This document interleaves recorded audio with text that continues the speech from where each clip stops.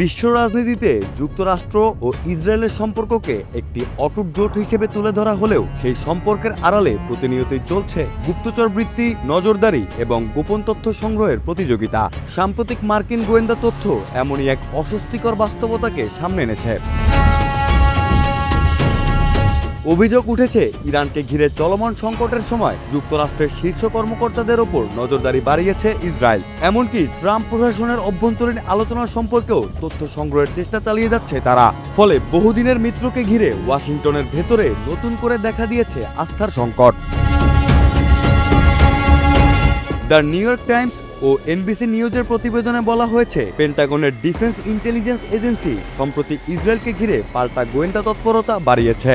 মার্কিন কর্মকর্তাদের ভাষ্য অনুযায়ী ইসরায়েলের গোয়েন্দা তৎপরতা এখন এমন এক পর্যায়ে পৌঁছেছে যা শুধু উদ্বেগজনকই নয়, বরং যুক্তরাষ্ট্রের জাতীয় নিরাপত্তার জন্য একটি গুরুতর চ্যালেঞ্জ হিসেবে বিবেচিত হচ্ছে।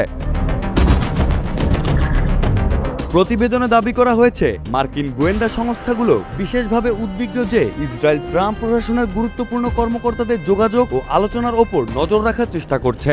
সম্ভাব্য লক্ষ্যবস্তুদের মধ্যে রয়েছেন ট্রাম্পের প্রধান আলোচক স্টিভ উইটকফ, পেন্টাগনের শীর্ষ নীতি নির্ধারণী কর্মকর্তা এলব্রিস কলবি এবং তার ঘনিষ্ঠ সহকারীরা।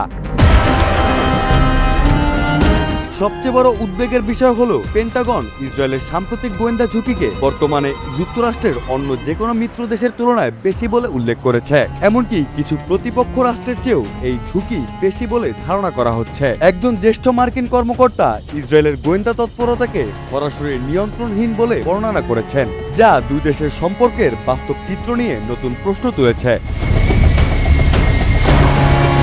বিশ্লেষকদের মতে, ইরানকে ঘিরে ট্রাম্প প্রশাসন ও নেতানিয়াহু সরকারের মধ্যে চলমান মতবিরোধী এই পরিস্থিতির অন্যতম কারণ। যুদ্ধবিরতির পর ওয়াশিংটন যখন কূটনৈতিক সমাধানের পথ খুঁজছিল, তখন ইসরায়েল প্রকাশ্যেই আরও কঠোর সামরিক অবস্থানের পক্ষে চাপ সৃষ্টি করছিল।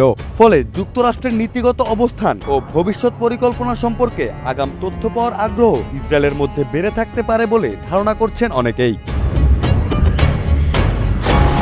এই ঘটনা আবারও স্মরণ করিয়ে দিচ্ছে 1980-এর দশকের বহুল আলোচিত জোনাথন পোলার্ড কাণ্ডের কথা।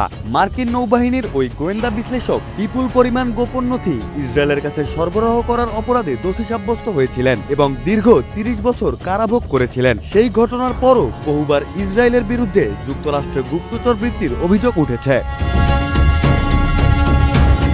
তবে এবার পরিস্থিতি কিছুটা ভিন্ন।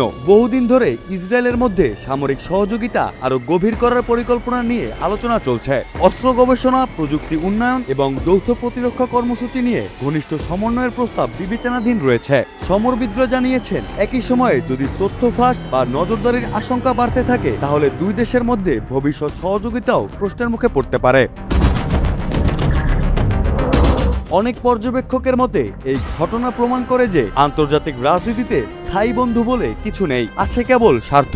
প্রকাশ্যে কাঁধে কাঁধ মিলিয়ে চললেও পর্দার আড়ালে তথ্যের যুদ্ধ থেমে থাকে না। আর এখন সেই বাস্তবতার মুখোমুখি দাঁড়িয়ে আছে যুক্তরাষ্ট্র, যেখানে সবচেয়ে কাছের মিত্রকেই গোয়েন্দা হুমকি হিসেবে বিবেচনা করতে বাধ্য হচ্ছে পেন্টাগন।